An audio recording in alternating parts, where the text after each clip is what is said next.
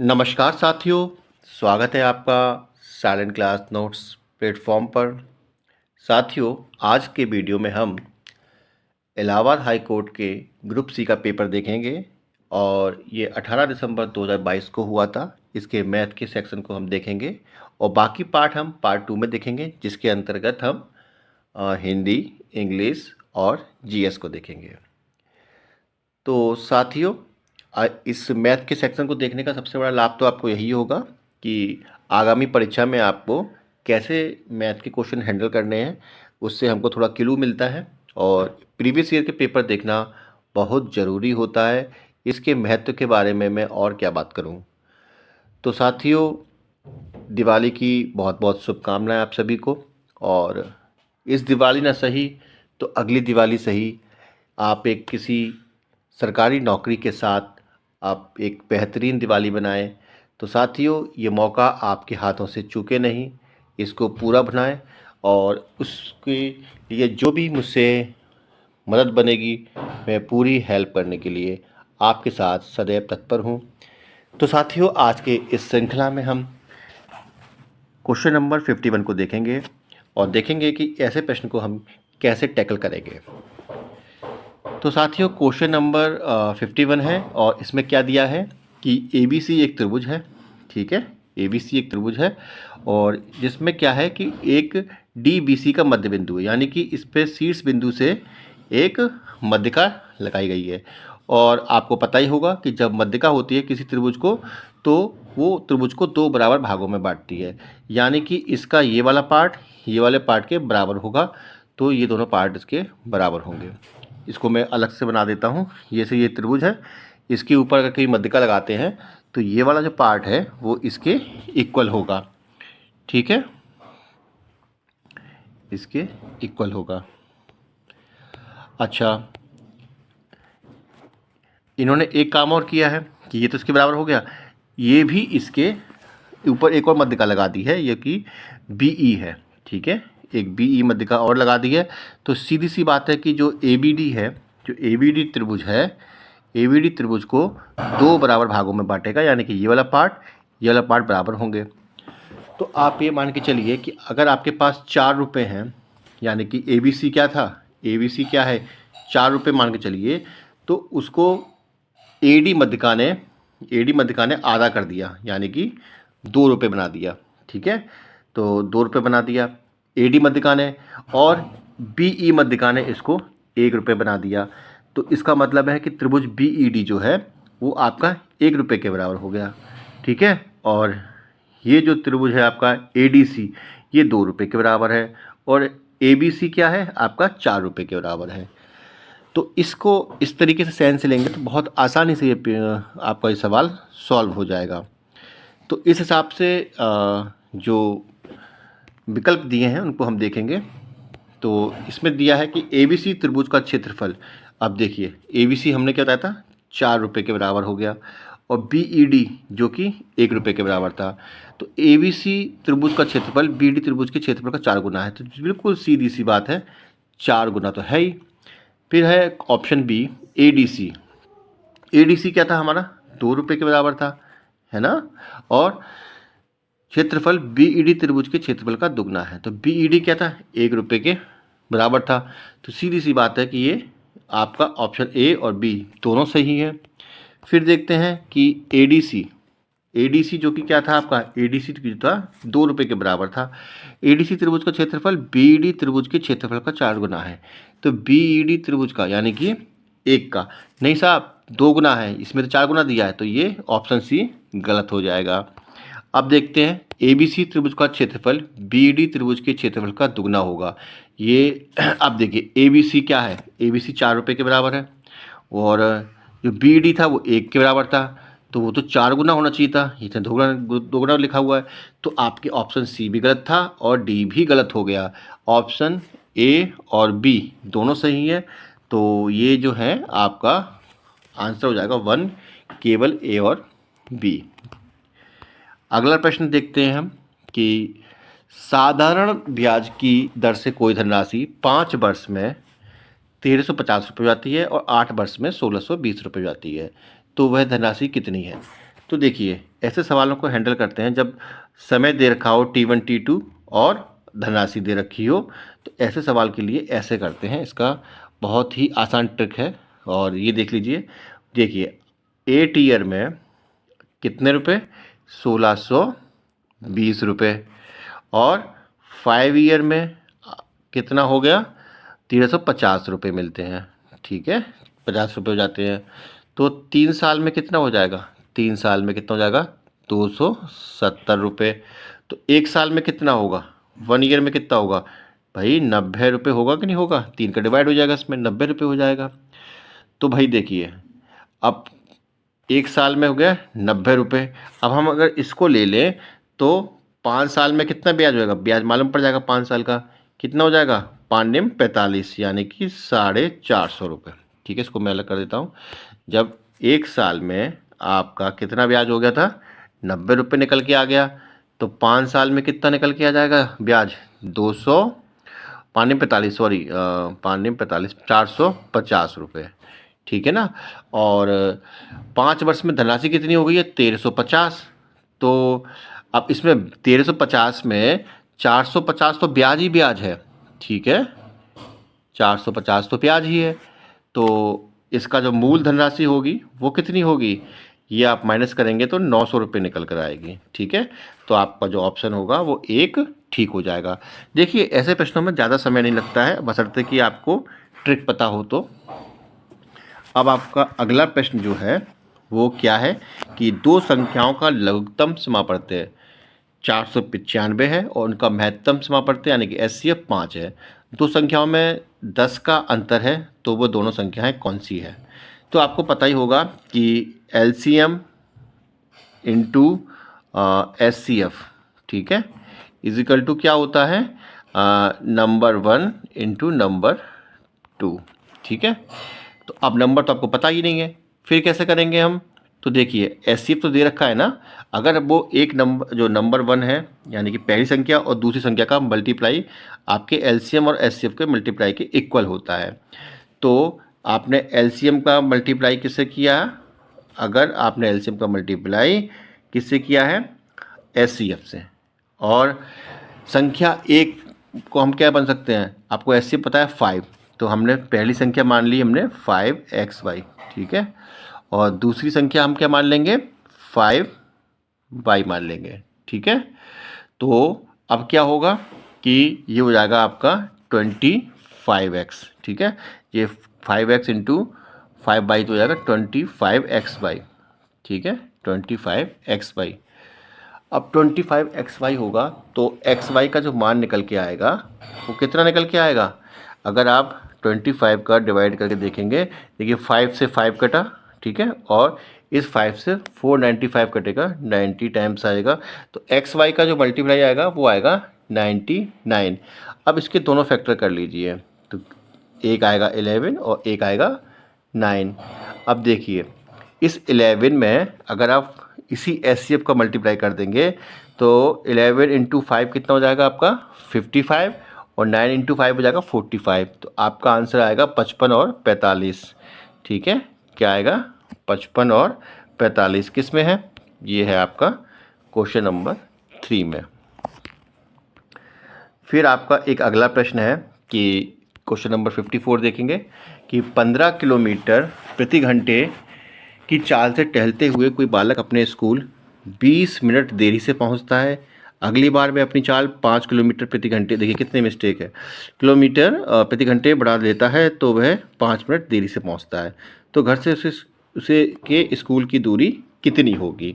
तो देखिए ऐसे सवालों को करने के लिए ऐसा होता है कि देखिए यहाँ भी देरी हो और अगर यहाँ भी देरी हो, तो ऐसे सवालों में क्या करते हैं हम, माइनस कर देते हैं। अगर देरी और जल्दी होगी तो प्लस कर देते हैं। उसका कारण ये होता है, देखिए ये है आपका, ये टाइम फिक्स है, ठीक है, और ये है आपका स्कूल और ये है आपका घर। ठीक है, आप थोड़ा देर पहुँचे, यहाँ पर पहुँचे, ठीक है, और फिर आप थोड़ी और जल्दी करी, तेज़ स्पीड बढ़ाई, फिर भी आप लेट हो गए तो यहाँ पर आए, तो ये जो फिक्स टाइम है इससे तो आप पहले ही पहुँचे हैं ना। तो ये क्या जो हुआ है ना, इसमें जो डिफरेंस हुआ है ना, ये जो डिफरेंस हुआ पहले आप 20 मिनट देरी से पहुँचे, फिर 5 मिनट देरी से हुए, तो 15 मिनट देरी से पहुँचे टोटल। तो इसीलिए हम माइनस करते हैं। और इसमें क्या होता है कि अगर आपने जल्दी पहुँचे और पहले पहुँचे, ठीक है, ये ऐसी कंडीशन जब आती है तब हम क्या कर देते हैं, जोड़ देते हैं, ठीक है ना। तो ये इसका लॉजिक होता है। इससे सवालों को सॉल्व करने का एक फार्मूला है, बहुत जल्दी सॉल्व होता है। कि कैसे, इसका फार्मूला है S1 इंटू S2, ठीक है, डिवाइड करेंगे हम S1 और S2 के डिफरेंस से और मल्टीप्लाई करेंगे। देखिए देरी देरी है तो T1 माइनस T2, ठीक है। और चूंकि मिनट में दे रखा है ना, कोई 20 मिनट देरी से, 5 मिनट देरी से, तो मिनट से कन्वर्ट करेंगे घंटे में, क्योंकि हमें क्योंकि बाकी तो जो है ना किलोमीटर प्रति घंटे में दी है चाल, तो इसीलिए हमको घंटे में बनाना होगा मिनट को, तो 60 से हम डिवाइड कर देंगे। अब इसको अप्लाई करेंगे सवाल पर, तो देखिए कैसे होगा। देखिए तो ये होगा 15 किलोमीटर प्रति घंटे की चाल से चल रहा है ना, और फिर उसने क्या किया, 5 किलोमीटर की स्पीड बढ़ा दी, यानी कि अब उसने 20 किलोमीटर बना ली होगी स्पीड, और दोनों का डिफरेंस यानी कि 5 किलोमीटर प्रति घंटे का डिफरेंस आ गया, ठीक है। अब क्या हुआ है कि पहले पहुंचा 20 मिनट देरी से, बाद में पहुंचा 5 मिनट देरी से, दोनों को माइनस कर देंगे। 20 माइनस 5 कितना हो जाएगा, 15, और 15 मिनट में आएगा तो घंटे में बना लेंगे 60 से, ठीक है। तो 5 से काटेंगे 3, और ये 3 से कटेगा 20 टाइम्स, और ये 20 से 20 कट जाएगा, आंसर आएगा 15 किलोमीटर प्रति घंटा, सॉरी दूरी आएगी 15 किलोमीटर। तो ये जो है ऑप्शन 1 सही हो जाएगा इसका। अब देखिए क्वेश्चन नंबर 55 है। जब 3 पासों, देखो ये भी गलत लिखा हुआ है, पासों, ये इलाहाबाद हाई कोर्ट में ऐसी मिस्टेक आमतौर पर देखने को मिल जाती हैं। तो 3 पासों यानी 3 डाइस को एक साथ फेंका जाता है, तो उसे कितने तरीके से फंका जाए, बताइए, फेंका जाए होना चाहिए कि उनका कुल भोग, कितनी मिस्टेक है भाई, कितना योग होगा, ठीक है, तो उनका कुल योग 15 हो। तो इसका आंसर निकालने का सबसे बड़ी तरीका ये है कि देखिए आपको पता है कि पहले डिवाइस में 6 आया, फिर 6 आया, फिर 6 आया, तो मैक्सिमम आपका 18 आ सकता है। एक एक एक आएगा तो फिर मैक्सिमम 3 योग बनेगा, तो 18 और 3 का योग बनता है, ठीक है। तो अब कैसे बनाएंगे, तो पहले वाले डिवाइस में 6 आ गया, फिर दूसरे में भी 6 आ गया, और तीसरे में आ गया 3, ठीक है ना। तो एक तो आपका ये हो जाएगा, ठीक है, और एक हो जाएगा 6 आए, फिर आपका एक कम और एक ज़्यादा इसमें कर लेते हैं, 6 5 4 हो जाएगा। और एक कॉम्बिनेशन ये बन सकता है कि 55 55 और 55, ठीक है, ये कॉम्बिनेशन बन सकता है। तो देखिए अब इसमें कैसे निकालेंगे 6 6 3, अब इसमें क्या कितने कॉम्बिनेशन बनेंगे, ठीक है, कितने तरीके बनेंगे, तो उसका एक तरीका सूत्र होता है, और सूत्र होता है, सूत्र क्या होता है, सूत्र ये होता है P/R = n फैक्टोरियल और n-r फैक्टोरियल, ठीक है, n-r फैक्टोरियल ये होता है। तो इसमें जो n होता है वो n क्या होता है, वो होता है आपका total number of items, total कितने आइटम्स हैं, ठीक है, और r होता है कि कितने नंबर आपको अरेंज करने हैं उसको, ठीक है, कितने कॉम्बिनेशन कितने नंबर आपको अरेंज करने हैं, वो r होता है, तो वो n में से माइनस कर देते हैं। तो पहला हमारा जो कॉम्बिनेशन बना था 6 6 3 का, उसको हम कितने तरीके से सेटल कर सकते हैं, तो देखिए टोटल आइटम्स कितने हैं, 1 2 3, 3 पासे हैं ना, तो 3 फैक्टोरियल, ठीक है, 3 फैक्टोरियल, फिर n-r करते हैं, तो 3 में से हम r कितना, हमको कितने सेटल करने हैं, ये 3 दो तो सेम ही है ना, 6 और 6 दो तो सेम ही है, हमको जो सेटल करना है वो 3 को करना है, यानी एक आइटम हमें सेटल करना है, तो 3 - 1 फैक्टोरियल, तो ये कितना हो जाएगा 3 फैक्टोरियल डिवाइड बाई 2 फैक्टोरियल। तो भाई 3 फैक्टोरियल अपन 2 फैक्टोरियल कितने के बराबर होगा, 3 के बराबर होगा। तो ये हम पहले कॉम्बिनेशन से कितना देखें, 3 आ गया हमारा। दूसरा कॉम्बिनेशन है 6, 5 और 4 वाला। तो इसमें देखो दो डिफरेंट हैं, 5 और 4, ठीक है, 6, 5, 4, ठीक है। तो इसको हम किस तरीके से करेंगे, तो देखिए 3 factorial divide by 3 minus 2 factorial, ठीक है ना। तो ये जो हो जाएगा आपका, ये हो जाएगा 3 factorial divide by 1 factorial. 1 factorial की वैल्यू नहीं होती, एक ही होता है। तो ये हो जाएगा आपका 6, 5, 4। इसमें तो सभी डिफरेंट है, ठीक है ना। तो सभी अगर डिफरेंट हैं तो 3 माइनस 2 नहीं होगा, क्योंकि 6, 5, 4 सभी डिफरेंट है।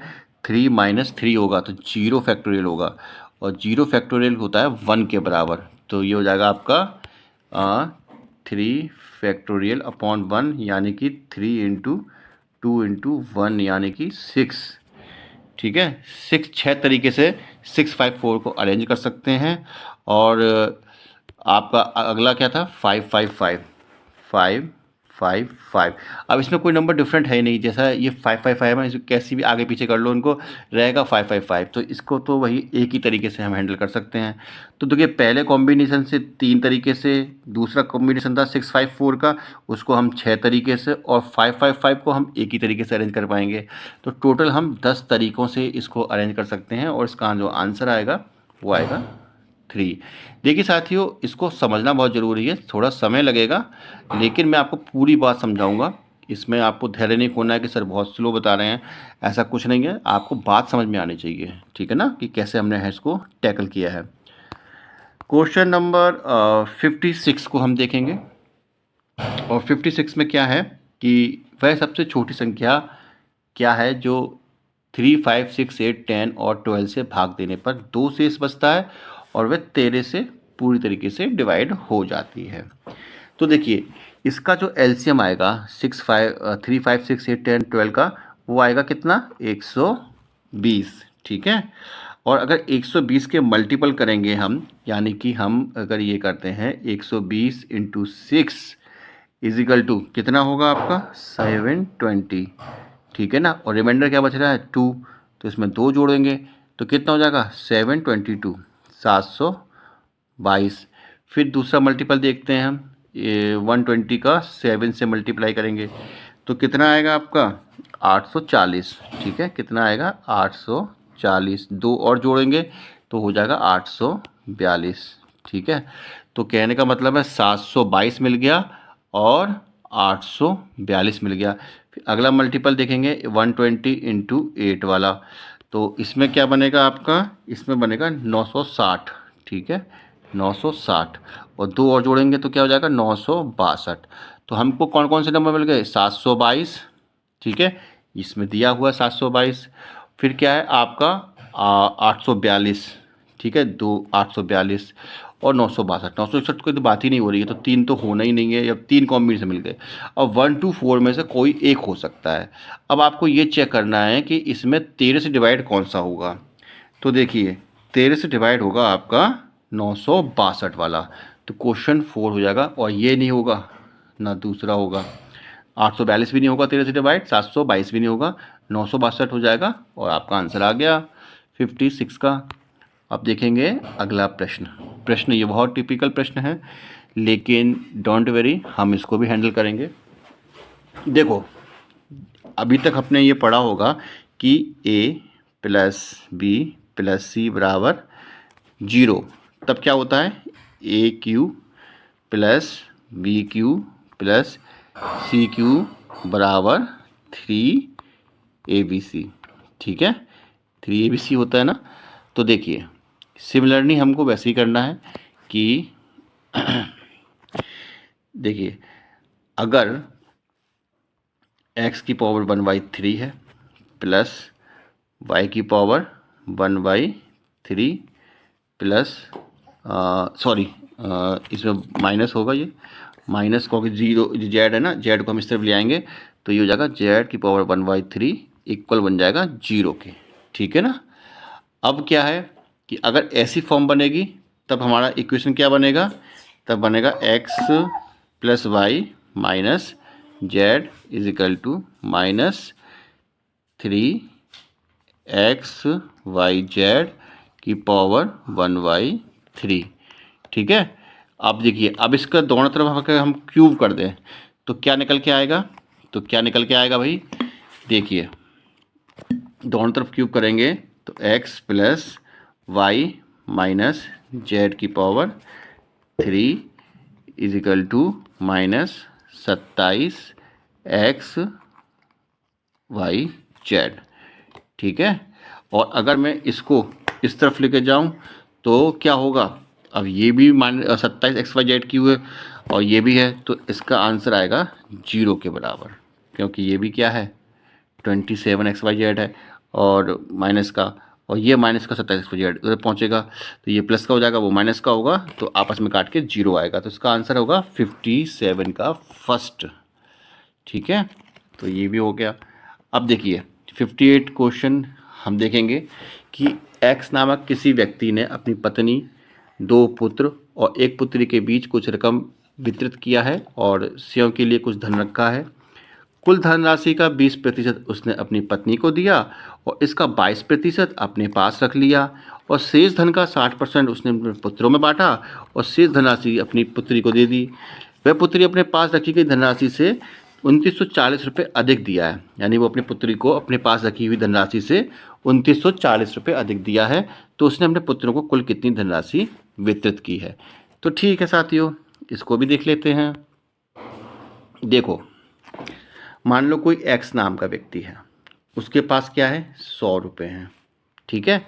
अब उसने अपनी पत्नी को यानी कि वाइफ को 20% दे दिया, यानी कि 20 रुपये दे दिया, और खुद के पास यानी कि आई कह सकते हैं हम इसको सेल्फ, तो 22% रख लिया, यानी कि 22 रुपये रख लिए। तो 44 रुपये उसके खर्च हो गए। बचे कितने उसके पास? 58 रुपये बचे। अब इस 58 का 60% तो उसने अपने बेटे को दे दिया, है ना, और 40% उसने अपनी डॉटर यानी कि बेटी को दे दिया, यानी कि 60% सन को और 40% किसको दे दिया? डॉटर को दे दिया। अब आगे देखते हैं इसको। ठीक है। अब देखिए, तो अब 58 रुपये उसके पास बचे। अगर हम देखें 44 रुपये खर्च कर लिए, 58 रुपये उसके पास बचे। अब 58 का भी उसने क्या किया? 40% बेटी को दे दिया है, यानी कि उसने अपनी बेटी को 58 गुणा 40 बटे देखिए, अपनी बेटी को उसने 58 गुणा 40 बटा 100 यानी 40% का मतलब ये हुआ ना, कितना रुपए दे दिया? ठीक है। और 22 रुपये उसके खुद, 22 रुपये अगर उसके देखे जाएँ, उसके 2940 रुपये अधिक है खुद से, तो हम इसके 22 रुपये में इसको माइनस करेंगे तो इक्वल टू हो जाएगा 2940 रुपये। अगर देखा जाए दोनों को, अगर 58 इंटू 44 ये आएगा इसका आंसर 23.2 माइनस 22 बराबर 2940। ठीक है, 2940। तो 2940 क्या है सवाल के हिसाब से, और अगर हमने 100 रुपये मान के चले ना, तो वो हमारे 100 रुपये में से अगर देखा जाए तो 1.2 इक्वल टू होगा 2940। ठीक है ना, 2940। तो 100 रुपये कितने के बराबर होंगे? 100 रुपये कितने के बराबर होंगे? तो भाई जो 100 रुपये होंगे वो कितने के बराबर होंगे? 2,45,000 के, यानी कि 2,45,000 एक्स के पास शुरुआत में था। ठीक है।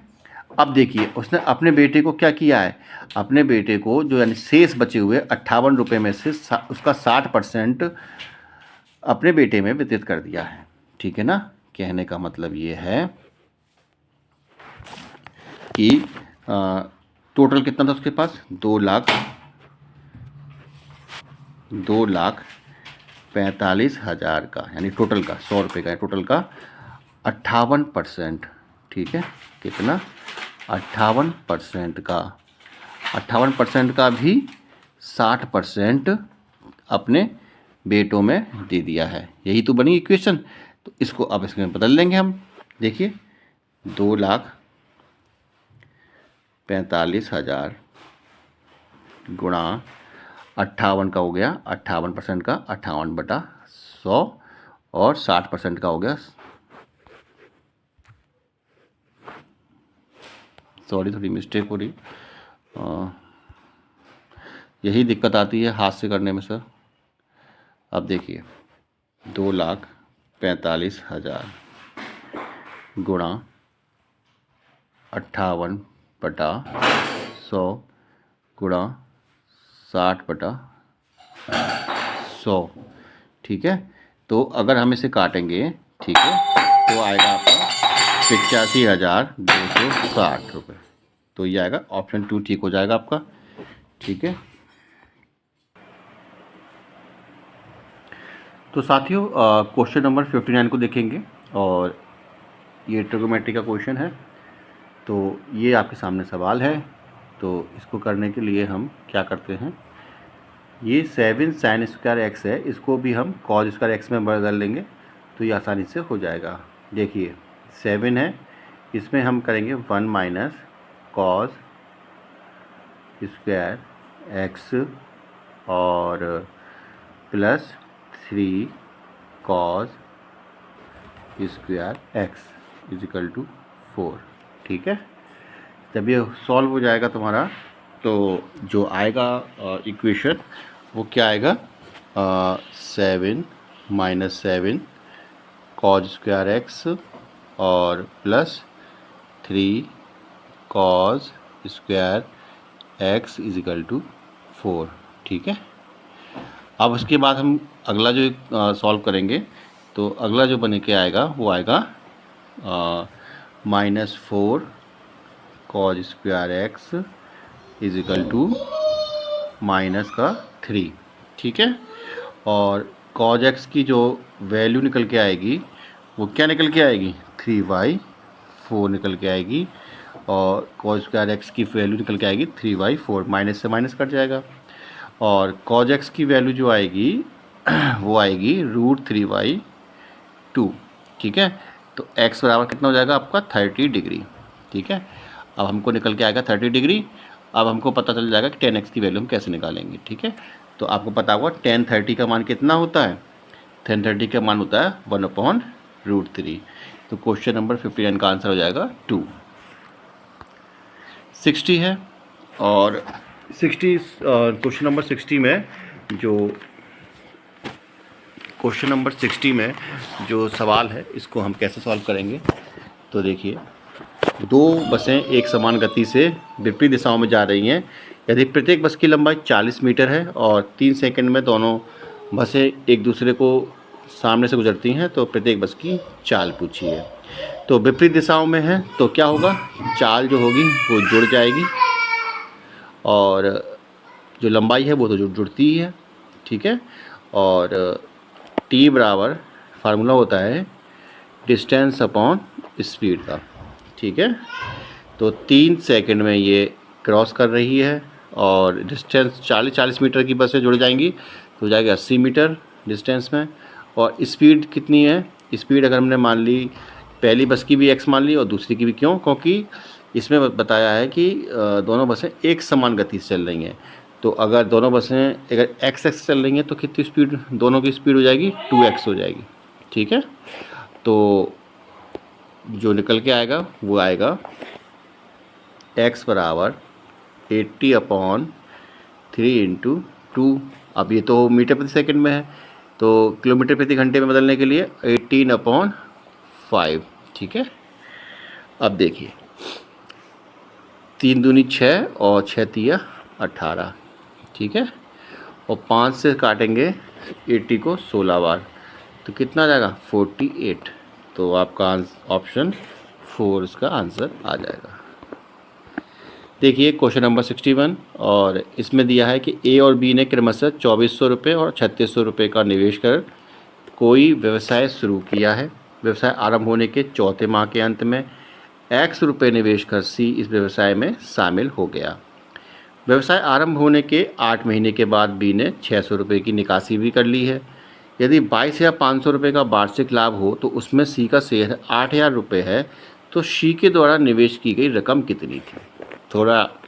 ये थोड़ा हाई लेवल का क्वेश्चन है पार्टनरशिप का, तो इसको हम जरा देख लेते हैं। कैसे करेंगे इसको सॉल्व, कि थोड़ा ट्रिकी अप्रोच उसमें लगानी पड़ेगी क्योंकि ये सवाल थोड़ा सा लेंदी बन जाता है। तो देखिए ए है, बी है और सी है, ठीक है। तो अगर हम इन्वेस्टमेंट और टाइम का इनटू करके और फिर रेशो निकालते हैं तब इनका निकलता है प्रॉफिट ऑफ शेयर। तो देखिए 2400 रुपये ए ने निवेश किए हैं 12 महीने के लिए, ठीक है। और बी ने जो निवेश किए हैं वो कितने किए हैं, वो किए हैं 3600 रुपये उसने किए हैं। 3600 रुपये तो उसके क्या कहते हैं 8 महीने तक निवेश रहे थे और 600 रुपये से निकाल लिए, यानी कि बाद बाकी के जो 3000 रुपये हैं वो आपके 4 महीने के लिए निवेशित रहे, ठीक है ना। तो इसका इस तरीके से इक्वेशन बनेगा। और सी ने एक्स रुपये लगा करके 8 महीने यानी चौथे महीने के बाद आया है ना, तो उसका एक्स रुपया 8 महीने तक निवेशित रहा है। तो इस तरह का रेशो बनेगा, ठीक है। इतना आपको मालूम पड़ गया। अब देखिए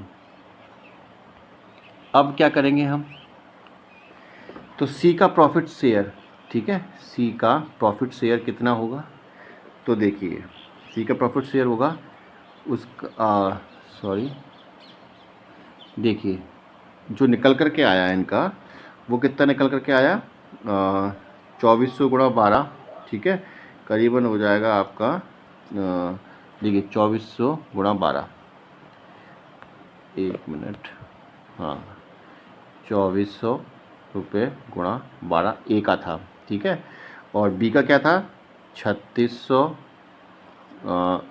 रुपये उसके निवेशित कितने दिनों के लिए थे 8 महीने के लिए थे, और 600 रुपये निकाल लिए यानी कि 3000 रुपये उसके निवेशित रहे बाकी के 4 महीने के लिए। और सी के एक्स रुपये रहे थे 8 महीने के लिए, क्योंकि वो चौथे महीने के बाद एंट्री करेंगे। तो एक साल में 12 महीने होते हैं, 4 महीने के बाद एंट्री किया यानी कि 8 महीने तक उसका पैसा निवेशित रहा। अब हमें क्या करना होता है कि जैसे ये एक्स दे रखा है इसमें, तो हम क्या करेंगे कि अगर हो सके तो इस 8 का हम तीनों में डिवाइड कर लेंगे, ये 8 गायब हो जाएगा तो फिर हमें आसानी रहेगी। कैसे रहेगी हम बताएंगे। तो देखिए 8 का अगर हमने इसमें डिवाइड किया, ठीक है, तो 300 आया, तो 300 और 12 3600 रुपये तो आ गए आपके ए के, और यही डिवाइड किया हमने 8 का इस पूरी इक्वेशन में, तो ये तो 8 कटेगा इसमें से और इसकी जगह कटेगा तो 1500 आएगा, ठीक है। तो 1500 और 3600 हो गए तुम्हारे 5100 रुपये। तो ए के 3600 रुपये और बी के 5100 रुपये आ जाएंगे। 3600 को भी जोड़ देंगे क्या 1500 में, तो 5100, और इधर खाली 8 का डिवाइड हो जाएगा तो 8 तो कट जाएगा, एक्स रह जाएगा, ठीक है। तो ए बी सी का जो रेशो आएगा ना वो कितना कितना आएगा 3600, ठीक है, 5100, ठीक है, और एक्स, ठीक है। ये आया ए बी और सी का रेशो। अब आप क्या करेंगे, हम अगर सी का शेयर निकालना है, ठीक है, तो सी का शेयर, ठीक है, सी का शेयर बराबर होगा एक्स अपॉन और इन तीनों का टोटल, ठीक है। टोटल कितना है 3600 प्लस 5100 हो गए 8700, और प्लस एक्स, एक्स जोड़ ही नहीं पाएगा तो यही आएगा। और टोटल एनुअल प्रॉफिट कितना था 22,500 रुपये, ठीक है। अब क्या करेंगे, अच्छा सी का कितना शेयर था आपको पता ही है कि प्रश्न में दिया है 8000 रुपये दिया है ना, तो सी की जगह हम 8000 रुपये लिख सकते हैं, ठीक है। अब क्या कर सकते हैं हम इसमें, तो हम 5 से काटेंगे 8000 को तो कितनी बार कटेगा 16 बार, और इधर 22,500 को काटेंगे 5 से तो 45 बार कटेगा, ठीक है। तो अब क्या आएगा इक्वेशन में ये आएगा अब कि 16 equal to 45 x upon 8700 plus x, इतना आ गया। अब क्या करेंगे, अब हम इसको इधर भेजेंगे, किधर, इस तरफ भेजेंगे, तो क्या हो जाएगा 45 एक्स इजिकल टू, ठीक है, 16 का गुणा पहले 8700 से होगा, ठीक है, 8700 से होगा, 16 गुणा 8700 और प्लस 16 एक्स, ठीक है, 16x। अब क्या करेंगे, इस 16x को हम भेजेंगे इस तरफ, ठीक है, तो माइनस हो जाएगा, उधर क्या बचेगा, 29x इजिकल टू 16 गुणा 8700। अब अगर हम इस 2900 को इधर भेज दें, ठीक है, इधर भेज दें, फिर क्या करेंगे हम, 29 से अगर हम डिवाइड करेंगे, ठीक है, तो आपका आ जाएगा आंसर 4800 रुपये। तो सी ने जो निवेश किया पैसा, जो एक्स निवेश किया, वो 4800 रुपये किया था। और इसमें जो आंसर होगा वो होगा क्वेश्चन नंबर इसका ऑप्शन 2, ठीक है। आप देखते हैं इसको, क्वेश्चन नंबर 62 को। तो देखिए, ये एक मिक्स्ड रिकरिंग है। क्या है, एक मिक्स्ड रिकरिंग है, आवर्ती प्रश्न है ये। और इसको हैंडल करने के लिए करते क्या है कि 0.47 के ऊपर बार लगा देते हैं। तो इससे मालूम पड़ता है कि नंबर जो आवर्ती हो रही है वो रुक जाती है, बिग बार लगा देते हैं इसके ऊपर। अगर हमें इसको भिन्न में बदलना हो तो हम इसे कैसे करेंगे। तो साथियों, भिन्न में बदलने के लिए हम लिखेंगे 47, ठीक है। और इसमें जिस पर बिग बार है उतने तो 9 लगा दो। तो 7 पे कितना था, एक 7 पे लगा था बिग बार, तो 1 9 आपका लग जाएगा। और जिस पे बिग बार नहीं, यानी 4 पे नहीं है बिग बार, उतने 0 लगा दो, तो कितना आ जाएगा 90। अब एक चीज़ और होती है, इसमें एक चीज़ माइनस की जाती है इस नंबर में, कि जिस पे बिग बार नहीं हो उसको माइनस कर देते हैं। तो 47 माइनस 4/90, तो कितना हो जाएगा 43/90। तो ऑप्शन 2 इसका राइट आंसर होगा।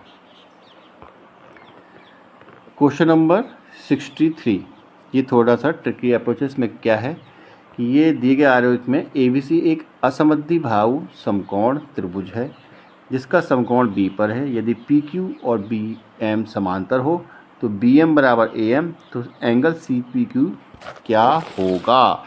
तो देखिए, इसमें क्या है, पैरेलल लाइन का मेथड डाल दिया है।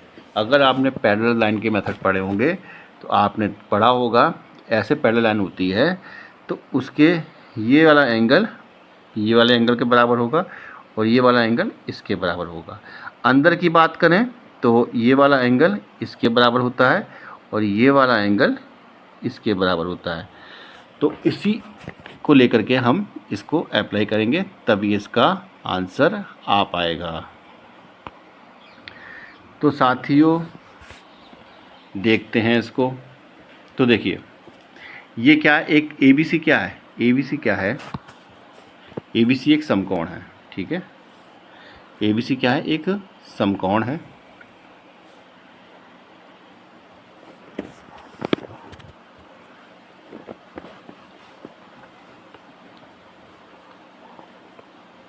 तो साथियों, क्वेश्चन नंबर 63 को हम देखते हैं। दिए गए आरेख में ABC एक असमद्विबाहु समकोण त्रिभुज है जिसका समकोण P पर है। यदि PQ और BM समांतर हो तो BM इजिकल टू AM हो तो एंगल CPQ क्या होगा। तो आप ये देखिएगा कि इसमें पैरेलल लाइन लगी है। ये PQ और BM क्या है, पैरेलल लाइन है, और ऊपर से एंगल भी दे रखा है। तो इसमें एंगल और पैरेलल लाइन दोनों का कंसेप्ट है, और अगर कोई भी कंसेप्ट किसी का गड़बड़ हो गया तो ये सवाल का आंसर ठीक से वो टैकल नहीं कर पाएगा। काफ़ी लोगों ने इसमें बताते हैं कि काफ़ी क्वेश्चन इसके गलत किए लोगों ने। तो ये थोड़ा ट्रिकी अप्रोच इसको रखनी होगी, वही तभी ये इजीली निकल पाएगा कम समय में। तो चलिए देखते हैं इसको कैसे टैकल करना है।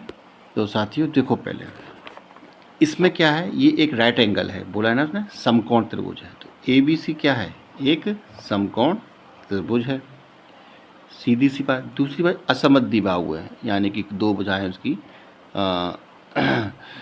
मतलब कोई भी दो भुजा उसकी समान नहीं हो सकती हैं। तो ABC में कोई भी दो भुजा उसकी समान नहीं हो सकती है, ठीक है। लेकिन उसने जो BM डाला है, BM इजिकल टू AM करके, तो इसमें जो है ये वाली भुजा इसके बराबर हो गई। जब उसने कहा ना BM इजिकल टू AM, तो ABM त्रिभुज में AM और BM ये दो आपकी भुजाएं समान होंगी, ठीक है। इतनी सी बात समझ में आई। अब देखिए, अब ये जो एंगल है बी का वो 90 डिग्री है, ठीक है।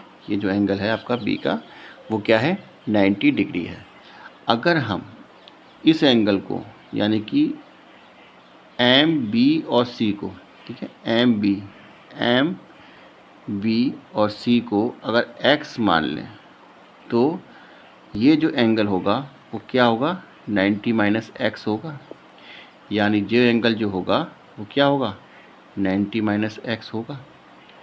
अब चूंकि ए एम और बी एम समांतर हैं तो बी एम के सामने वाला एंगल और ए एम के सामने वाला एंगल इक्वल होंगे कि नहीं होंगे, ठीक है। तो ये जो एंगल है समांतर हैं, तो हमने कहा समांतर भुजाएं हैं, तो ए एम के सामने वाला एंगल भी बी एम के सामने वाले एंगल के इक्वल होगा। तो इतना तो मालूम पड़ गया कि ये जो एंगल है ये भी कितना होगा, ये भी आपका 90 माइनस एक्स होगा। इतना कंसेप्ट क्लियर हुआ। अब देखिए एम बी सी आपका क्या है, एक्स है, ठीक है। तो क्यू पी सी क्या एक्स होगा, यानी कि क्यू पी सी भी एक्स होगा। क्यों होगा, तो पैरेलल लाइन का जो नियम मैंने बताया था, अगर आप देखें इस लाइन को बढ़ा दें, इसको भी बढ़ा दें, ठीक है, और इसको ऐसे कर दें, ठीक है, तो इसका जो एंगल होगा वो इसके बराबर होगा। इसको ऐसे देखिए आप, ठीक है, ये गई लाइन, ठीक है। तो ये क्या है आपका एम है, ये बी है और ये सी है, ठीक है। तो ये एंगल आपका क्यू पी सी इस एंगल के बराबर होगा, बिल्कुल बराबर होगा, ठीक है ना। तो इसका मतलब ये हुआ कि अगर ये जो एंगल है कौन सा, क्यू पी सी, ये एक्स होगा और ये जो एंगल है ये भी एक्स होगा। अब हमको ये देखना है कि क्या पूछा क्या है, सी पी क्यू क्या होगा, ठीक है, किसके बराबर होगा, ये पूछा उसने, सी पी क्यू किसके बराबर होगा ये उसने पूछा है। तो देखिए इसको कैसे करेंगे, angle B A M, angle B A M plus angle P C Q, 90 होगा कि नहीं होगा बताइए। बी ए एम ये है, ठीक है, बी ए एम, और देखो बी तो 90 है ही है, ठीक है, और ये क्या था 90 माइनस एक्स था, और पी सी क्यू हमें पता नहीं है, पी सी क्यू क्या होगा, बी सी ए के बराबर ही होगा। तो 90 होगा कि नहीं होगा, देखिए, तो देखिए हमको मालूम है कि ये 90 डिग्री है, ठीक है, 90 डिग्री है, और ये एंगल भी क्या होंगे, ये हमें पता करने हैं। तो बाकी के दोनों एंगलों का सम 90 होगा कि नहीं होगा, पी सी क्यू का क्या होगा पता नहीं, लेकिन बी ए एम और पी सी क्यू, यानी कि पी सी क्यू एक तरह से क्या है, बी सी ए के एंगल जैसा ही तो है वो। तो कहने का मतलब ये है कि बी ए एम और पी सी क्यू यानी कि इन दो एंगल का सम 90 के बराबर होगा। ये निश्चित है, 180 डिग्री एंगल होता है ट्रायंगल का सम ऑफ एंगल, ठीक है, तो ये 90 के बराबर होगा। अब देखिए बी ए एम कितना है, 90 माइनस एक्स, ये जो है 90 माइनस एक्स हमने बात की थी ना, और plus angle P C Q equal to 90। अब ये 90 से 90 गया, तो पी सी क्यू, अब इस एक्स माइनस एक्स को हम लेके जाएंगे इस तरफ, तो क्या हो जाएगा एंगल पी सी क्यू, ठीक है, एंगल पी सी क्यू क्या निकल के आएगा, एंगल पी सी क्यू आपका क्या निकल के आएगा, एक्स के बराबर निकल के आएगा। अब देखिए सी पी क्यू भी एक्स और पी सी क्यू भी एक्स, तो होगा ना बराबर। तो देखिए क्या ऑप्शन में एंगल पी सी क्यू दिया है, बिल्कुल दिया है, एंगल पी सी क्यू दिया है, तो ऑप्शन 4 इसका आंसर होगा। और इसको देखते हैं 30 upon x minus y plus 44 x plus y equal to 10, 40 upon x minus y plus 55 upon x plus y equal to 13। तो एक्स वाई का मान उसने पूछा है। तो साथियों अगर हम एक्स प्लस वाई को 11 मान लें, अगर हम मान लें कि x प्लस वाई जो है 11 के बराबर है, ठीक है, x प्लस 1/, अगर x plus y equal to 11 के बराबर है तो इसको 4 बार काटेगा। और अगर हम ये मान लें कि x माइनस वाई, अगर हमें 10 बनाने हैं तो ये 6 के बराबर होना चाहिए। तो x माइनस वाई जो है वो अगर 5 के बराबर हो जाए, ठीक है, तो ये 30 को कितनी बार काटेगा? 6 बार काटेगा। तो 6 प्लस 4 10 के बराबर हो गया। ठीक, अब यही वैल्यू क्या यहाँ पे भी काम कर रही है? देखते हैं। अब x माइनस वाई हमने 5 माना था और x प्लस वाई हमने 11 माना था। तो 11 से 55 कटे कितनी बार? 5 बार। और 5 से 40 कितनी बार कटे? 8 बार। तो 8 5 13। तो ये तो फार्मूला फिट हो गया। तो x plus y equal to 11 और x minus y equal to 5।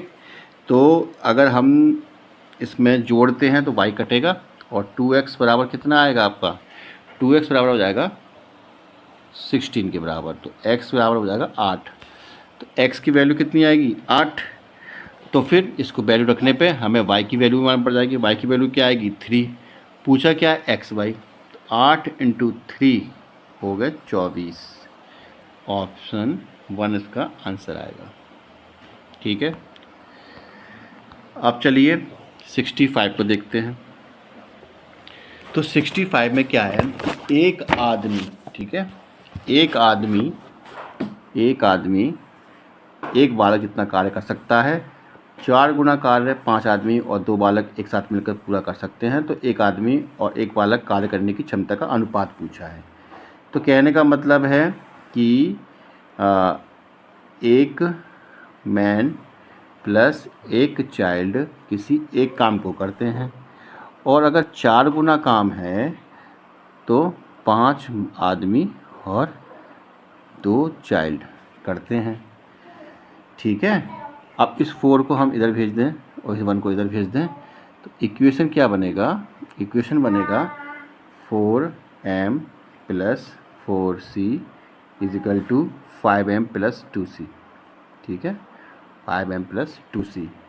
तो 2c बराबर आएगा m और 2c बराबर क्या आएगा? m। तो 1m बराबर 2c। ठीक है, तो यानी कि आपका क्या होगा? 1m बराबर 2c। तो m और c का जो अनुपात आएगा वो आएगा 2/1, यानी कि 2:1। किस में दिया है? 4 में दिया है, ऑप्शन 4 में। क्वेश्चन नंबर 66 को देख लेते हैं। और देखिए इसमें क्या है? वह सबसे छोटी संख्या ज्ञात कीजिए, जिसमें देखिए कितनी गलतियां हैं इसमें। संख्या ज्ञात कीजिए, शांत लिखा हुआ है। सबसे छोटी संख्या ज्ञात कीजिए जिसमें 3 जोड़े जाने पर वह ज्ञात 27, 35, 25 और 21 से विभाज्य हो। ठीक है, तो देखिए 3 जोड़ने पर अगर हम इसमें 3 जोड़ें तो क्या प्राप्त होगा? 47, 25 होगा। क्या होगा? 47, 25 होगा। इसमें अगर 3 जोड़ देंगे तो 47, 31 होगा।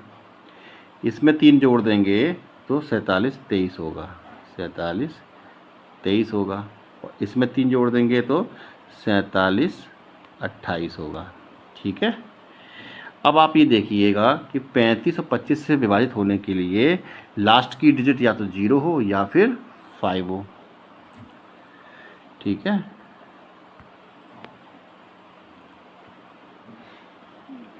क्या हो? लास्ट की डिजिट 0 या 5 हो। तो देखिए इसमें जो 47, 25 बन रहा है, 47, 25 बन रहा है, उसके लिए 35 और 25 की वजह से ये जो संख्या है यही केवल हो पाएगी, इसीलिए ऑप्शन 1 आपका सही बनेगा। ठीक है ना। Question number 67। रीना अपने गृह ऋण की मासिक किस्त के भुगतान में अपने मासिक वेतन का 20% व्यय किया और शेष वेतन में से 20% धनराशि गृहस्थी के खर्चे पर खर्च की और 10% धनराशि पेट्रोल की मद में व्यय की। तो इन सभी व्यय के बाद उसके पास 36,960 रुपये शेष हैं। तो उसका मासिक वेतन कितना है? अब ज़रा इसको हम देखेंगे। ठीक है, देखिए इसको ज़रा देखते हैं। कि ये पेपर का सॉल्यूशन कैसे होगा। देखिए, मान लो रीता के पास 100 रुपये थे, ठीक है। अब उसने 20% यानी कि 20 रुपये उसने किस पे किए, मासिक किस्त पर खर्च कर दिए 20 रुपये, ठीक है। अब शेष का उसने यानी कि 80 रुपये बचे उसके पास, ठीक है। अब इस शेष का 20% यानी कि 16 रुपये, ठीक है। 16 रुपये उसने किस में खर्च कर दिए, अपनी गृहस्थी में खर्च कर दिए। और इसी का 10% यानी कि 8 रुपये किस पे खर्च कर दिए उसने, पेट्रोल पे खर्च कर दिए। तो टोटल उसने जो खर्च किया वो 44 रुपये खर्च कर दिए हैं, ठीक है। अब उसका क्या है, 56 रुपये उसके पास अब बचे। क्या बचे, 56 रुपये उसके पास बचे। और सवाल के हिसाब से उसके पास कितने बचे, 36,960। तो ये 56 रुपये इसके बराबर होंगे कि नहीं होंगे, बिल्कुल होंगे, ठीक है।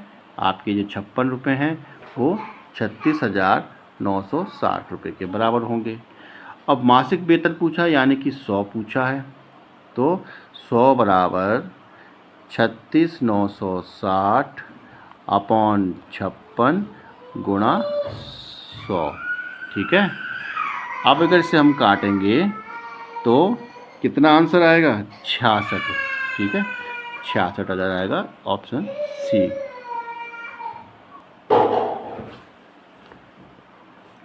तो देखिए साथियों, क्वेश्चन नंबर 68 को हम देखेंगे।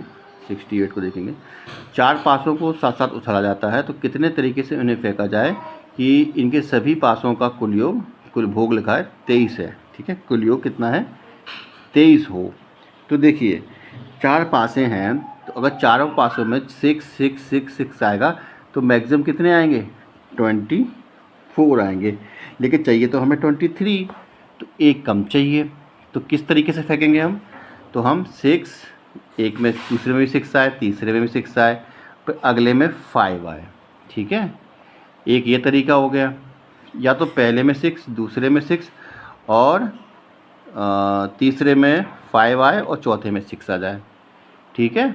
और इसके अलावा 6 इसमें आ जाए पहले में, और दूसरे में 5 आ जाए, और तीसरे में 6 और चौथे में भी 6 आ जाए। इसके अलावा आपका पहले 5th आ जाए, फिर 6 आ जाए, और फिर 6 आ जाए, और फिर 6 आ जाए, ठीक है। इसके अलावा अन्य किसी तरीके से ये नहीं आएगा, क्योंकि इसमें 3 तो सेम नंबर है, केवल 5 को तो अरेंज करना है। ये 5 पहले में आ जाए, चाहे दूसरे में आ जाए, चाहे तीसरे में आ जाए, चाहे चौथे में आ जाए, मतलब वो इसी 5 को अरेंज करना है। तो वो 4 तरीके से ही हो पाएगा, और इसका जो आंसर आएगा वो 4 आएगा। क्वेश्चन नंबर 69 है, और 69 जो है काफ़ी बैंक पीओ वगैरह में पूछे भी जाते हैं ये क्वेश्चन। इसका क्या है कि ये जो लग रहा है ना आपको, ये AQ minus BQ upon A² plus AB plus B² का ये है कॉम्बिनेशन, ठीक है। अब क्या है कि देखिए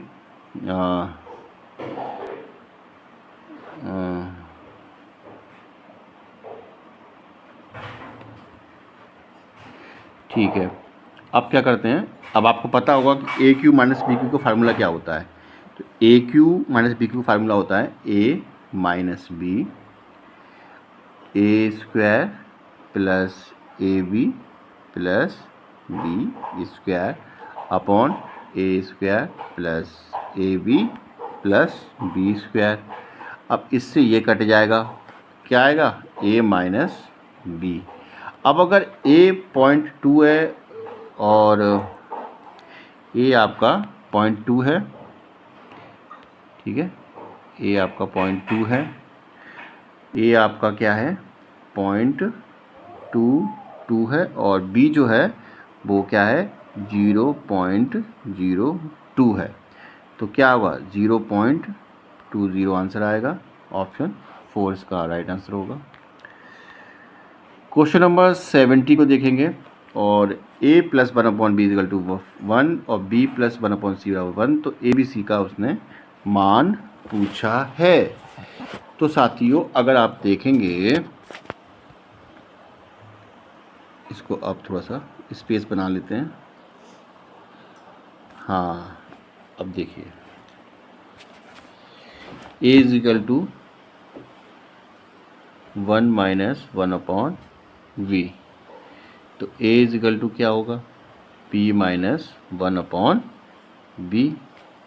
ठीक है, तो अब हम कह सकते हैं कि ए बी बराबर, इसको इधर भेजेंगे तो ए बी बराबर b माइनस 1। तो फिर क्या निकल के आएगा आपका, तो v की वैल्यू, b को अगर हम इस तरफ -1 को उस तरफ भेज दें, ठीक है, इस तरफ भेज दें, तो v की वैल्यू क्या निकल के आएगी, ए बी प्लस 1। ठीक है, ए बी प्लस 1 निकल के आएगी। ठीक है, तो ये तो पहले वाले से निकल के आ गया हमको।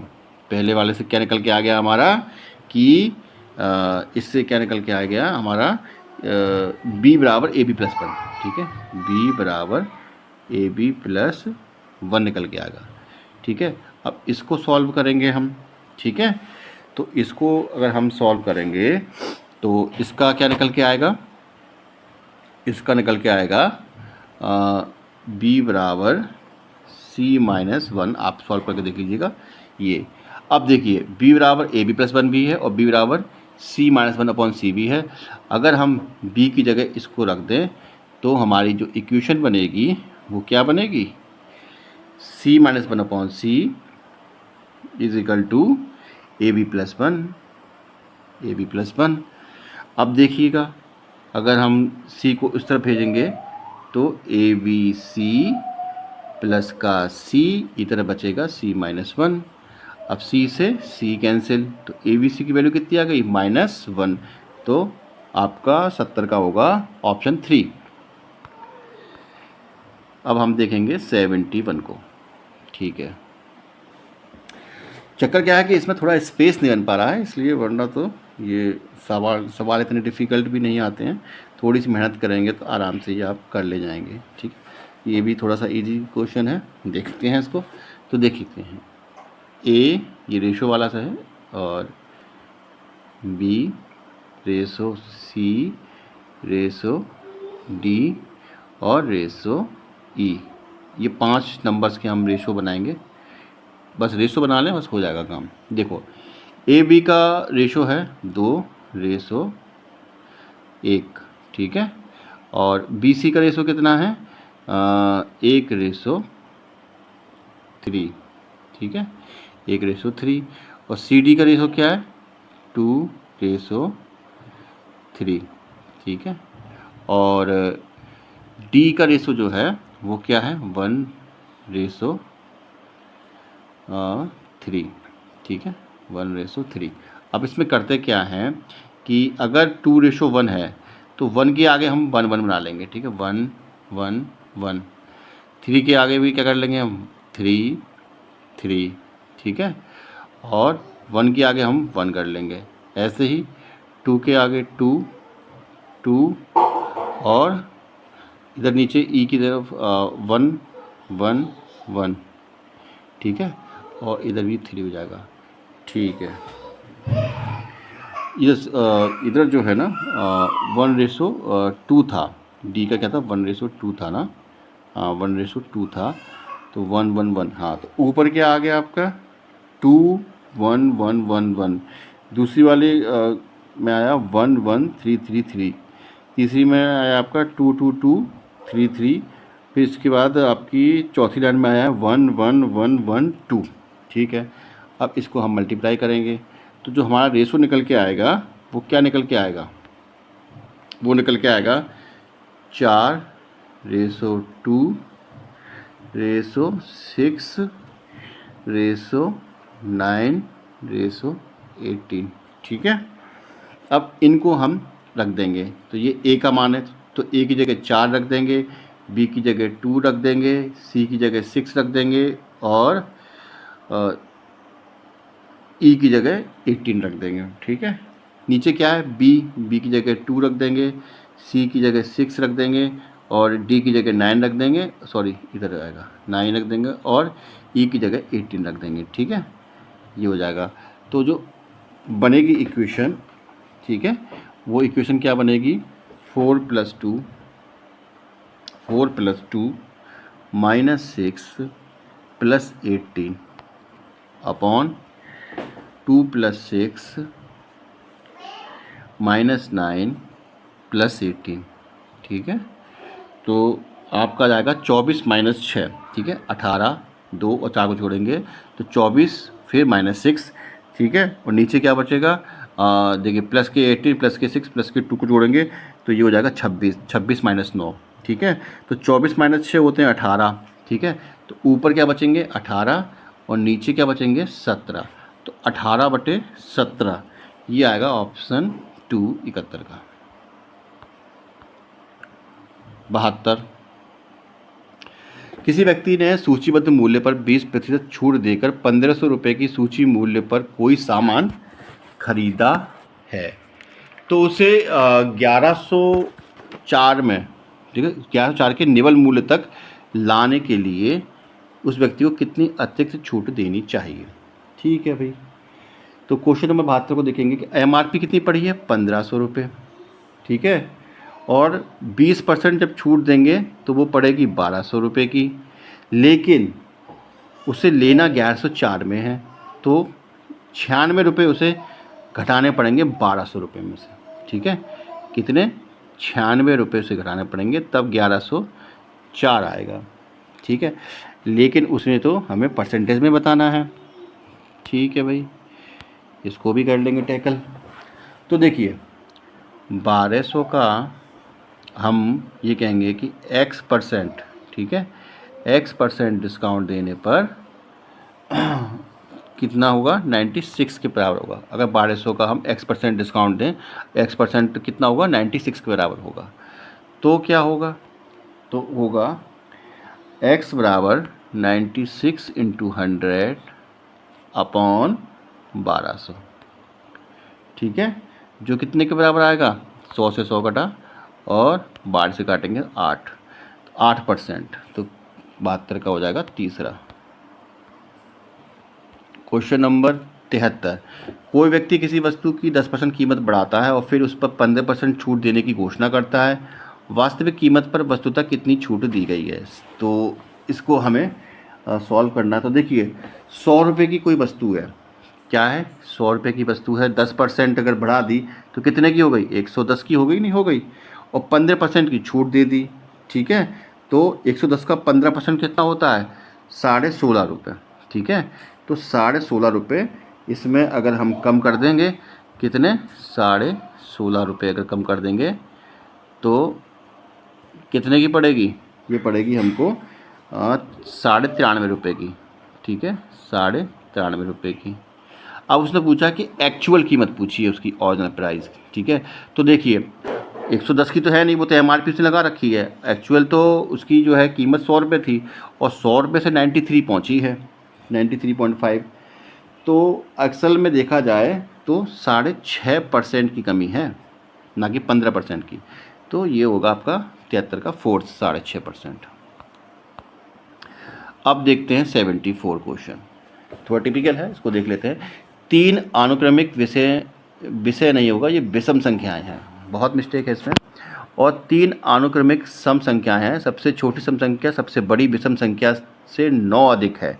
यदि दी गई सभी 3 विषम संख्याओं के औसत का वर्ग दी गई तीनों सम संख्याओं की औसत के वर्ग से 507 कम है, तो सबसे छोटी संख्या ज्ञात करनी है। तो इसके लिए थोड़ा स्पेस बनाना पड़ेगा और ये तब होगा सॉल्व। प्रश्न आपने देख ही लिया है और इसको हम करेंगे अब सॉल्व। तो देखिए अगर हम देखें ऑड नंबर, ठीक है, ऑड नंबर कंसेक्यूटिव नंबर्स हैं, तो हमने माना कि अगर x है 3 नंबर्स लिए हैं तो इसके पहले वाला x - 2 ले लेंगे, फिर x और फिर x + 2, तो ये थोड़ा सा आसानी से हो जाएगा। इवन अगर नंबर लेंगे तो ऐसे ही हम इसमें करेंगे, और अगर हम y मान रहे हैं तो एक नंबर से पहले का ले लेते हैं y - 2 और y + 2, ठीक है। तो 3 कंसेक्यूटिव नंबर हमारे ये हो गए, ओके। अब उसमें क्या कहा है कि जो स्मॉलेस्ट नंबर है वो ऑड, सबसे स्मॉलेस्ट ऑड नंबर से 9 अधिक है, ठीक है। तो इसकी इक्वेशन क्या बनेगी, y - 2 = स्मॉलेस्ट नंबर कौन सा है, ऑड नंबर x - 2 ही तो है, तो 9 + x - 2, ठीक है। तो क्या आएगा, तो ये आएगा y minus x is equal to 13। ठीक है, y माइनस एक्स बराबर 13 आएगा, ध्यान रखिएगा।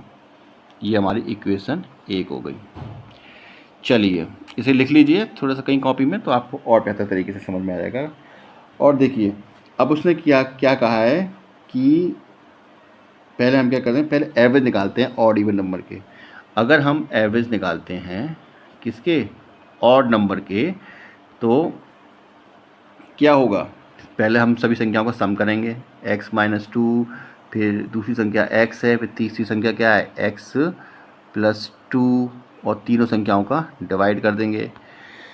तो इससे निकल के क्या आएगा 3x अपॉन 3, तो 3 से 3 डिवाइड हो जाएगा, ऐसे ही आ जाएगा x। और यही काम हम अगर एवरेज निकालेंगे, ठीक है, एवरेज ही निकालेंगे किसका संग, इवन नंबर का, तो ऐसे ही निकल के वो भी आएगा, तो वो भी एवरेज क्या निकल के आएगा, y निकल के आएगा।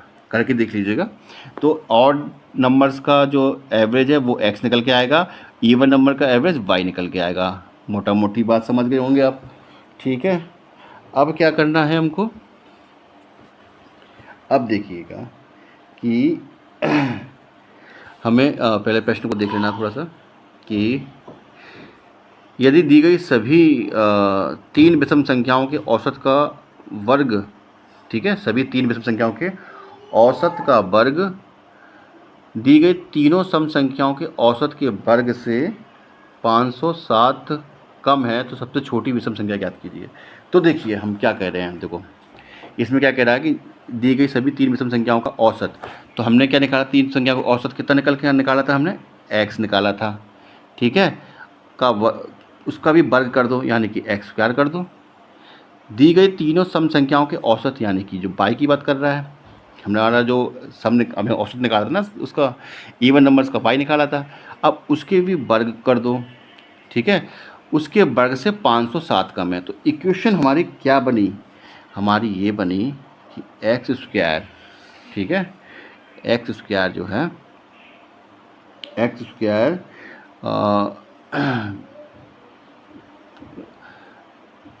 Plus 507 equal to y square. ठीक है, ठीक है, कहने का मतलब ये है कि ऑड नंबर्स के औसत का वर्ग एक्स स्क्वायर, ठीक है, तीनों सम संख्याओं के औसत के वर्ग यानी वाई स्क्वायर से 507 कम है, ठीक है। तो यानी कि इसमें 507 ज़्यादा होंगे एवरेज में, तभी तो 507 ये नंबर जो है तभी तो बराबर बैठेगा वाई स्क्वायर के, ठीक है। तो हमारा जो निकल के आएगा वो इक्वेशन निकल के आएगी y square minus x square is equal to 507, ठीक है। कोई तकलीफ़, ठीक है। अब y minus x square formula क्या है, a square minus b square का फार्मूला होता है a माइनस बी और a प्लस बी। तो हम y square minus x square को वाई प्लस एक्स और वाई माइनस एक्स लिख सकते हैं, और ये किसके बराबर है 507 की, ठीक है। अच्छा, हमने अभी क्या देखा, पहली इक्वेशन बनाई थी तो y माइनस एक्स जो था वो 13 के बराबर था, यानी कि ये था 13 के बराबर। अब y प्लस एक्स हो गया, 507 हो गया। अब ये 13 इससे काटेंगे, ठीक है, तो कितना आएगा 39 आएगा। तो x प्लस वाई कितना हो गया आपका 39, ठीक है, और माइनस एक्स प्लस वाई हो गया 13। तो इसको हम सॉल्व कर लेते हैं इन दोनों इक्वेशन को, ठीक है। तो देखो x प्लस, ये थोड़ा लेंदी सवाल है, इसको तो भाई सवाल बहुत से लोग छोड़े भी होंगे इससे एग्ज़ाम में। Minus x plus y equal to 13, ठीक है। अब इसको अगर हम सॉल्व करेंगे, जोड़ने पर कटेगा 2y आएगा, 2y बराबर, अब ये जुड़ेगा तो 52 आ जाएगा, 52 आ जाएगा। तो y की वैल्यू कितनी आ जाएगी, y की वैल्यू आ जाएगी 26। इसको रखेंगे, किसी भी इक्वेशन में रखोगे तो x की वैल्यू कितनी आ जाएगी 13 आ जाएगी, ठीक है। अब स्मॉलेस्ट ऑड नंबर पूछा है, तो स्मॉलेस्ट ऑड नंबर क्या होगा, जब देखो आपको अगर x मालूम पड़ गया, कि x कितना है, x है 13। स्मॉलेस्ट नंबर कितना था, x-2 यानी कि 11 होगा। तो ये होगा आपका ऑप्शन 3। ठीक है, आपका इस प्रश्न का 74 का हो जाएगा ऑप्शन 3। आइए लास्ट मैथ का क्वेश्चन कर लेते हैं। और देखिए, किसी भी यूट्यूब चैनल पर चले जाइएगा, आपको पूरा सॉल्यूशन कहीं नहीं मिलेगा। मैं आपको पूरा सॉल्यूशन करा रहा हूँ। प्लीज़ कमेंट करना और लाइक ज़रूर करना, और भाई थैंक जरूर बोला कीजिए, क्योंकि थोड़ी मेहनत लगती है और ये सब मैं आप सभी के लिए कर रहा हूँ। तो थोड़ा आपका भी फ़र्ज़ बनता है कि चैनल को थोड़ा ग्रो करवाइए। ठीक है, तो चलिए अब हम क्वेश्चन नंबर 75 को देखते हैं। अब देखिए इसमें क्या है, यदि x+1 और x+2, फॉन्ट इसका थोड़ा सा वो हो रहा है, अब सही है, अब ठीक है। देखिए x+1 और x+2 polynomial ax² + bx + c के फैक्टर है, तो आपको ये सॉल्व करनी है जो इक्वेशन इन्होंने दी है। तो देखिए ऐसे सवालों को सॉल्व करने के लिए आपको पता होना चाहिए कि x+1 को, तो x की वैल्यू, एक मिनट, देखिए अब ये x+1 है। ठीक है, तो x+1 को अगर हम 0 के बराबर माने तो x की वैल्यू कितनी आएगी, -1 आएगी। अब पॉलिनोमियल इक्वेशन में हमको अगर ये रखना है, तो पॉलिनोमियल इक्वेशन कौन सी है, यही है। ठीक है ना, यही तो है। तो इसको कैसे करेंगे, देखिए पॉलिनोमियल इक्वेशन को इस तरीके से लिखा जाता है, x बराबर ax² + bx + c। ठीक है, बार बार हो जा रहा है क्या डिस्टर्बेंस। ठीक है, देखो px यानी ये पॉलिनोमियल इक्वेशन क्या है, ax² + bx + c। ठीक है, अब x की वैल्यू हमारी क्या निकल के आई, -1। ठीक है, अब p की वैल्यू -1। अब देखिए पॉलिनोमियल में क्या होता है, जब हम वैल्यू रखते हैं ना, पॉलिनोमियल में अगर हम ये वैल्यू रखेंगे तो ये 0 के बराबर होनी चाहिए, तब उस फैक्टर होगा तो 0 बनेगा। अगर फैक्टर होगा पॉलिनोमियल का तो निश्चित रूप से 0 बनेगा। ठीक है, अब हम रख देते हैं। अब a तो ऐसे ही रहेगा, x की जगह क्या कर देंगे, -1, और इसका स्क्वायर प्लस, इसका थोड़ा कलर चेंज कर लेता हूँ। कलर चेंज करने से थोड़ा सा अब इजीली समझ में आएगा। फिर देखिए b की जगह, देखो x की जगह हम क्या करेंगे, -1 रख लेंगे। क्या रखेंगे, -1 रखेंगे, प्लस c का c ऐसे ही रहेगा। अब देखिए हुआ क्या, p -1 मतलब 0 = अब क्या हुआ कि हमने क्या रखा था, a -1² यानी कि -1 का स्क्वायर होगा तो प्लस का 1 ही बन जाता है, तो a का a रहेगा। फिर हमने क्या किया था, b -1, ठीक है, तो उधर हो जाएगा -b, और c तो c रहेगा ही। तो a - b + c बराबर 0 है, तो a + c बराबर हो जाएगा b। इक्वेशन 1 हो गई आपकी तैयार। अब दूसरी इक्वेशन हम इससे निकालेंगे x+2 से। तो x+2 जो है, इसका मतलब है कि x बराबर -2। अगर x+2 बराबर 0 माने तो x बराबर -2 आएगा। तो x का मान अगर -2 रख देते हैं पॉलिनोमियल में, तो फिर क्या बनेगी इक्वेशन, ये देखते हैं। ठीक है, तो हमने अगर इक्वेशन में रखा पॉलिनोमियल में -2, ठीक है, तो क्या आएगा, a -2 का स्क्वायर प्लस b -2 और प्लस c। ठीक है, और ये तो अब आप सॉल्व कर लीजिए। -2 का मतलब ये हो गया 4a, ये क्या बन गया आपका, 4a बन गया। ये हो गया आपका -2 भी हो गया और प्लस c हो गया। तो इक्वेशन क्या बनेगी, पॉलिनोमियल की जगह तो 0 आ जाएगा अब। ठीक है, 0 आ जाएगा पॉलिनोमियल की जगह, और आ जाएगा 4a -2b प्लस c। तो हमारे सामने बनेगा ये इस तरीके से कि 4a प्लस c = 2b। ये बन गई आपकी इक्वेशन दूसरी। ठीक है, अब इन दोनों इक्वेशन को हम सॉल्व कर लेते हैं। पहली इक्वेशन थी a plus c equal to b, दूसरी इक्वेशन थी 4a plus c equal to 2b, और b की वैल्यू निकल के आ जाएगी, इसे काटेंगे c से c कट जाएगा और ये हो जाएगा आपका ये हो जाएगा 3a, ठीक है, माइनस का 3a आएगा और इधर आएगा माइनस का p, ठीक है, माइनस का 3 माइनस से माइनस कट जाएगा तो b बराबर आ जाएगा 3a, ठीक है, तो क्या आ जाएगा b बराबर 3a आ गया, ठीक है, b की वैल्यू आ गई 3a। चलिए एक तरफ, अब देखिए a प्लस सी बराबर b और a प्लस सी बराबर 3a, ठीक है। अब देखिए, अब देखते हैं इसमें क्या हो सकता है।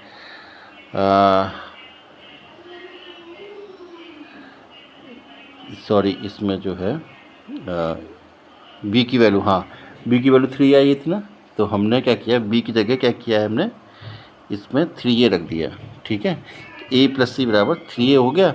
अब ये 3a इसमें जाएगा तो ये क्या हो जाएगा, ये क्या हो जाएगा, ये इसको इधर भेज देते हैं, ठीक है, तो 3a माइनस a, तो ये c बराबर जो आएगा वो आएगा आपका 2a, ठीक है, ba बराबर 3a और ca बराबर 2a। अब इसके मान को अब तुम यहाँ पर रख दो, b और c की जगह रख दो, a को वैसे ही रहने दो, फिर इसको आप देखिएगा, अब आपका आंसर आ जाएगा। चलिए अब रख के देखते हैं भाई, तो हमने a को वैसे ही रखा रहने दिया, b की जगह रख दिया हमने 3a, क्योंकि b जो है 3a के बराबर था, c की जगह रखा जाएगा 2a और माइनस a और प्लस b की जगह 3a और आपका c की जगह 2a, ठीक है, तो आंसर क्या आ जाएगा 6a/4a, क्या आएगा 6a/4a, 6a/4a, जो कि काटेंगे और तो 3/2 आएगा, तो कहीं 3/2 है, जी हाँ, ऑप्शन 1 में है। तो साथियों ये लेंथी क्वेश्चन थे और ये हर कोई नहीं कराता है, मैंने मेहनत की है आपके लिए स्पेशल, आपका भी दायित्व बनता है कि चैनल को थोड़ा सा प्रमोट करें, थोड़ा सा हेल्प करें उसकी भाई, और ऐसे ही वीडियो पाएँ आप, ठीक है, तो चैनल को सब्सक्राइब करें और दोस्तों में शेयर करें, ठीक है, और मैं और भी वीडियो लेके आऊँगा आपके लिए, अब इसका पार्ट 2 भी लेके आना है जो कि जीके जीएस से होगा, तो हम ऐसे ही विस्तार पूर्वक बताते हैं। अब कोई चैनल को ज़्यादा देखे ना देखे, अब उसकी मर्ज़ी भाई। देखो क्या है, आज का ज़माना क्या है ना, फास्ट फूड का ज़माना है, तो आदमी सिर्फ फास्ट फूड खाने का शौकीन है, लेकिन उसे पता नहीं है कि फ़ास्ट फूड खाने से कितनी बीमारियां पैदा होती हैं। तो भाई जब तक आप किसी चीज़ को ध्यान से सीखोगे नहीं तो आप कभी जीतोगे नहीं। अगर इतनी ही जल्दबाजी अर्जुन ने की होती तो महाभारत में कभी जीत नहीं होती। धैर्य जो अर्जुन में था वही महाभारत का सिकंदर बना था। तो भाई आपके ऊपर डिपेंड करता है कि आपको सिकंदर बनना है कि जीरो बनना है। जीरो बनना है तो चैनल घूमिए, कोई रोक टोक नहीं है, आपका डेटा है, खर्च कीजिए बेकार में, और कहीं आपको लगता है कि भाई मुझसे थोड़ा मतलब कुछ लाभ होगा, तब आप निश्चित रूप से उस लाभ को लेने का प्रयास करें। तो साथियों इन्हीं सब सीखों के साथ मैं आपसे अलविदा लेता हूं। तो भाई नेक्स्ट वीडियो के टाइम मैं आपको नोटिफाई करूंगा, तो प्लीज़ चैनल को सब्सक्राइब कर लें, बेल आइकन दबा लें और अपने साथियों में भी इसको शेयर कर लें। नमस्कार।